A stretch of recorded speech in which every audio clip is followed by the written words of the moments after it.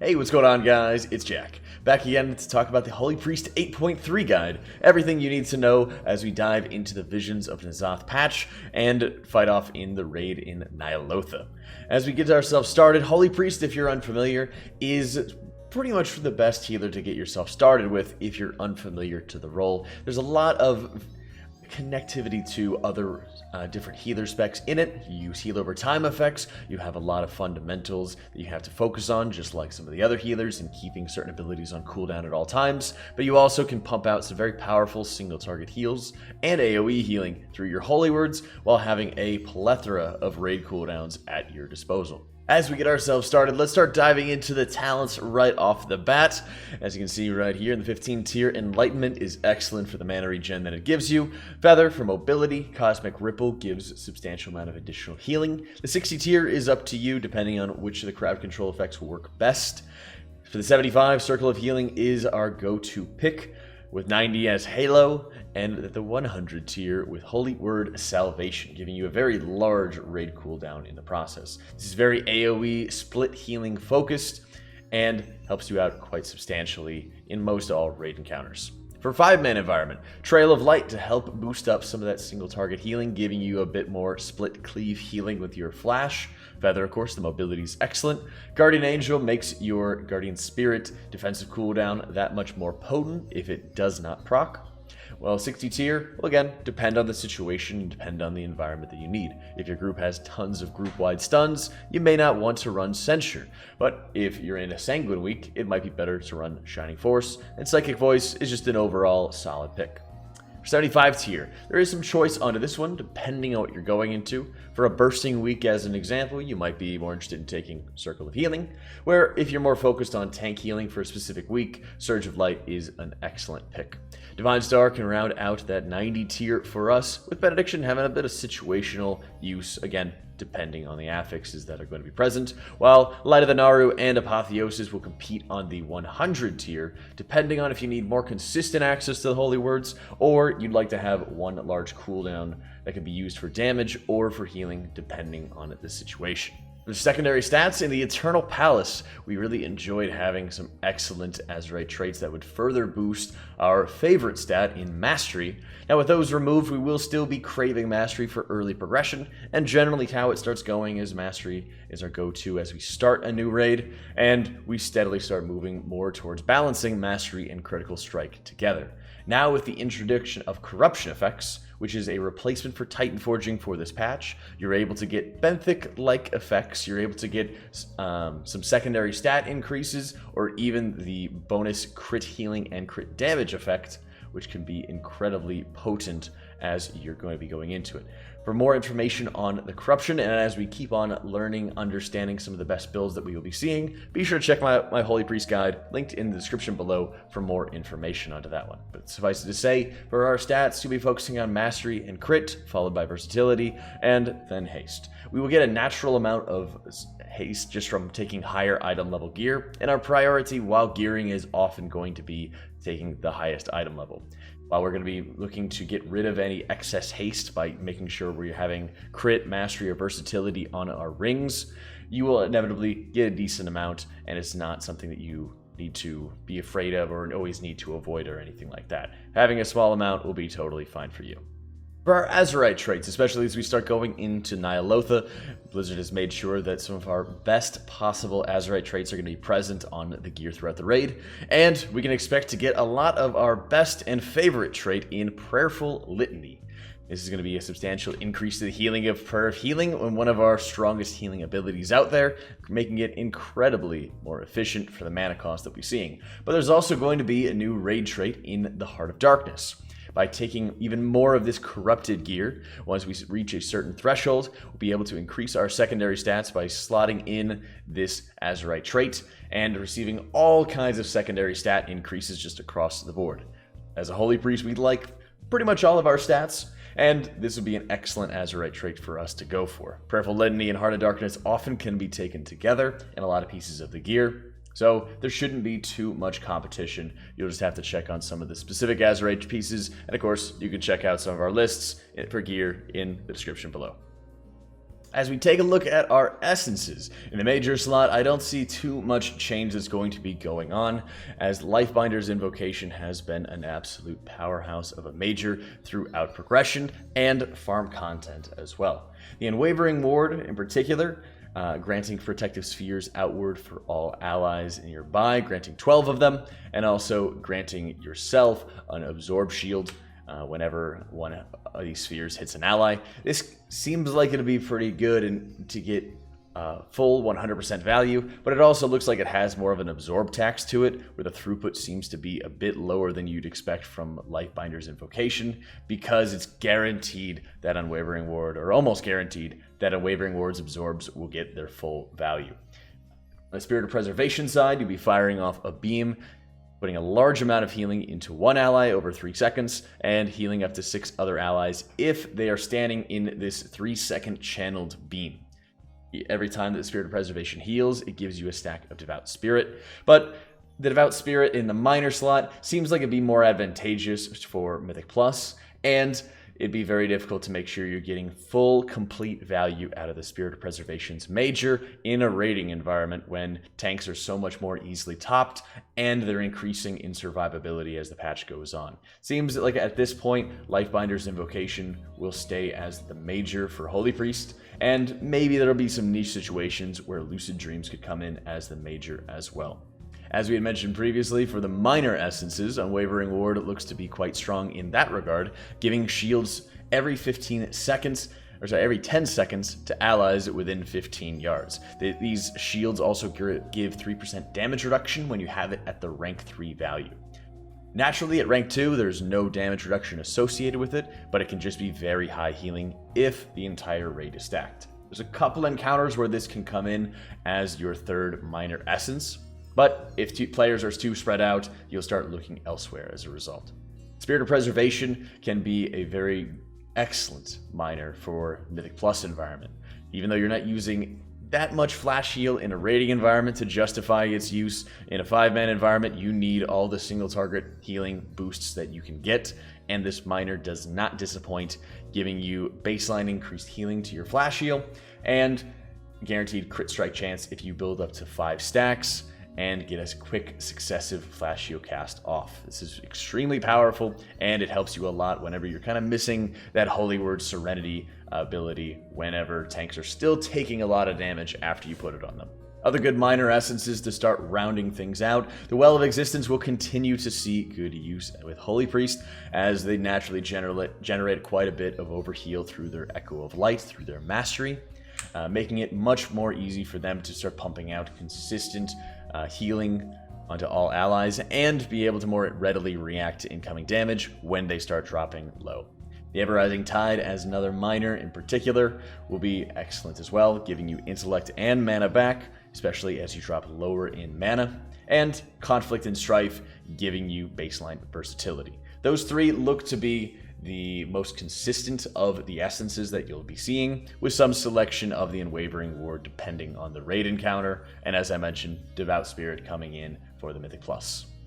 Now that we know what to get ourselves set up with, targeting for Azerite, for essences, talents, the works, let's get into the good stuff, the gameplay, because even if you have bad gear, even if you have bad Azerite, getting down to very good, efficient gameplay is going to make you a better healer regardless of where your gear is at, and it'll allow you to be a much more effective asset for your raid group, even if you're under-geared, you're just getting back into the game, or anywhere in between.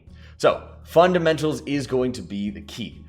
Holy Priest is built off the back of Serendipity, having your cast's reduced cooldown of your Holy Word. For Holy Word Serenity, your flash heal and heal casts will be reducing its cooldown, so making sure you're using Serenity as frequently as possible is absolutely priority number 1, followed up by using Sanctify.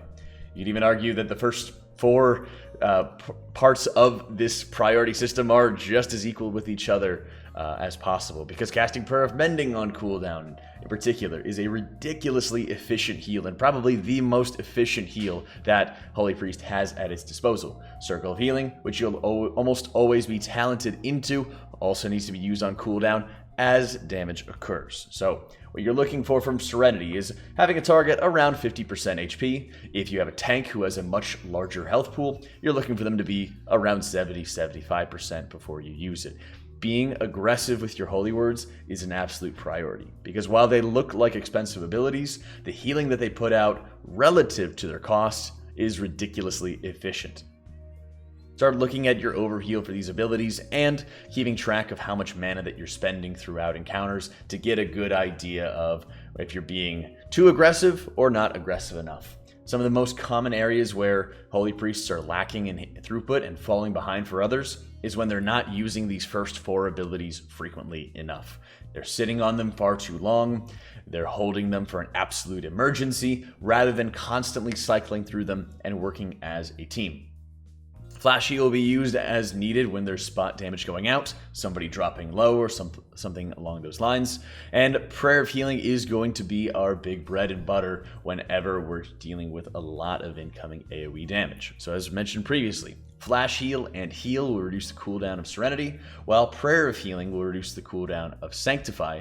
And if you have a specific Azerite trait in Words of Mending, Prayer of Mending will also reduce the cooldown of Sanctify. So, as we're looking at it, heal will be pretty much most of the filler. Whenever there's very low damage that's going out, you'll regen more mana than you spend in heal, making it very easy for you to continuously be casting heal as filler, quickly getting your Holy Word Serenity back off cooldown, and almost instantly using it whenever a target drops low, whether they're standing in fire or have failed a mechanic. Renew is a very rarely used ability, and you will require almost optimal top tier value out of it to make sure that it's going to be worth the cast. Spamming Renew is not allowed. To reiterate, it is not allowed. You are only going to be using Renew if it's a target taking consistent damage that you know will be taking consistent damage over the length of your healing over time effect with Renew, and you're not able to stand still to be able to cast a Flash, or even Prayer of Healing if it's going to be group wide, or Serenity if they're in immediate danger. If you're not able to cast those other abilities then, and that target still does need healing, then it can be acceptable to use Renew, but this is going to be very sparingly used, as it can be largely inefficient and can quickly add up in costs.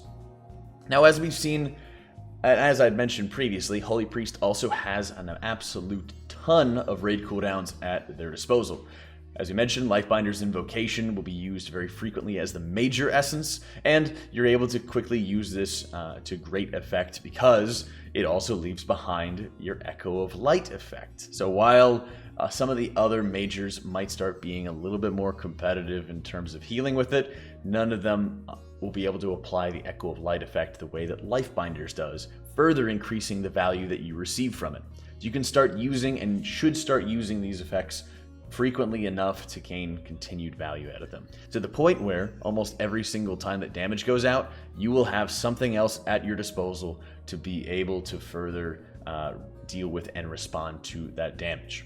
So, as an example, if you know that there's going to be a lighter amount of damage or even sustained damage coming out, then you can start looking at the whole set of cooldowns at your disposal, be it Lifebinders, Holy Word Salvation, or Divine Hymn, to start getting a good idea of when you want to use them. As fights are going to be lasting 5, maybe 6 minutes, it's going to be a priority for you to look at how well are you going to be able to, and how likely will you be able to get multiple casts of Holy Word Salvation. Its cooldown is reduced by continued use of Holy Words Serenity and Sanctify, and it usually averages out to around 5 to 6 minutes, depending on how frequently you can use it, and if you're lucky, you can even get it lower than that. As we're looking at this, that often is going to be one of the first abilities, first raid cooldowns you're trying to expend, but as you mentioned, you have to start working with the rest of your healers to start identifying damage patterns and allowing the whole group to come together to figure out how to respond. During a heroic week, Holy Priest does incredibly well because the raid cooldown scales with the size of the raid, allowing you to have a huge 30-man raid cooldown that will do an immense amount of healing. Working with your team and calling out in advance can be incredibly important. That way you're going to be able to properly track everyone else's cooldowns via Exorcist raid tools or through weak auras to be able to start looking at when they're casting them and then properly space them out.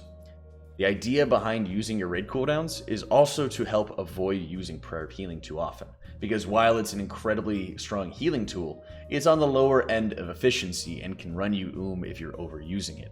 So if you're more easily able to cast a Divine Hymn, Salvation, or a Lifebinder's Major, instead of 4 or 5 Prayer of Healing casts, you're able to save a lot more mana and be more aggressive with it by the end of the encounter.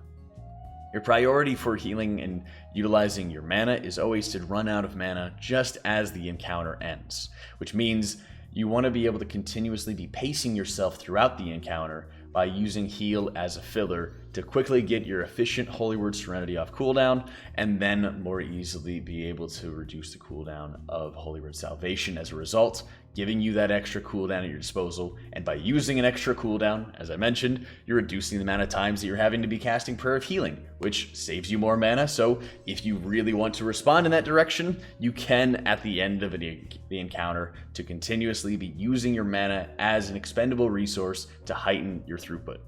Think about it that way, as making sure you're always having mana at your disposal to pace yourself, to always have a response to incoming damage, because Holy Priest is not a very bursty healer. It's always at the ready to respond to incoming damage, and our Holy Words are our first line of defense. When you're able to quickly top somebody before a large hit comes out, that's an amazing strength that few other healers have at their disposal.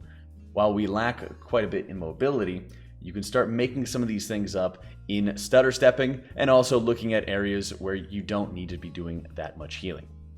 If you had the option of moving into a more advantageous position, as you'll see in some of the footage from Rathian as an example, you'll be able to start looking at knowing where the dragon is going to be going to and finding an area opposite of them that you can run to dodge any of the flame pools that he'll be tossing out onto the group.